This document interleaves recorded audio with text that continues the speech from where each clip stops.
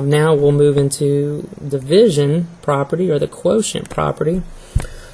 And if you recall back from our original rules, it says that no fraction can be underneath a radical. Well, this is a way that we can break that fraction into two individual radicals. Now the hopes are that we can get a perfect square in the denominator so that the radical disappears. Remember, that's another property, that you cannot have a radical in the denominator as well. So we'll have to address that issue in a second.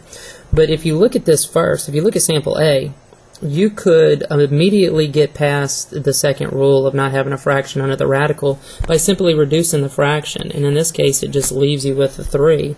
So square root of 3 is perfectly fine because the square root of 3 cannot break down any farther. That is in simplest radical form. However, if we look at B and C, in part B, we do have to use the quotient property and break it up. And then we're fortunate enough that each of the individual parts are perfect squares, which creates a fraction with no radicals. Now, C is the more common example of what happens whenever you have a fraction under a radical. What tends to happen is one of the radicals will disappear, one of them will not.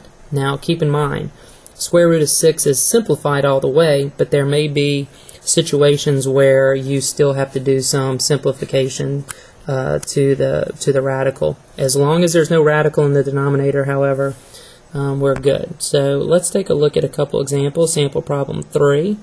So go ahead and pause and work A, B, and C.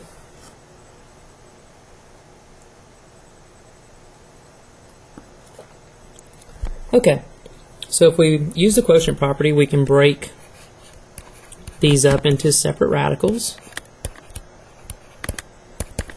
And if we look, square root of 81 is 9. The square root of 225 is 15. It's very important, however, that we reduce the final answer for it to be in simplest radical form. Even though the radical's gone, we still have to reduce fractions. So 9/15 actually breaks down into 3/5, giving us our final answer in simplest radical form for part A. Part B, we can break this up into the square root of 2 over the square root of 25. Square root of 2 is simplified. Square root of 25 breaks into 5, and since we cannot reduce the square root of 2 anymore, square root of 2 over 5 is our final answer. And then part C has a couple different things going on here. We've got the square root of 8 over the square root of 25. Now this is going to give us a square root of 8 over 5, which you would think that we were finished here because we no longer have a radical in the a fraction under the radical. We no longer have a radical in the denominator. But remember, rule number 1 says that we can't have any perfect squares underneath the radical as well. So square root of 8 can actually be simplified, so we need to break that apart. Keep in mind that's all over 5.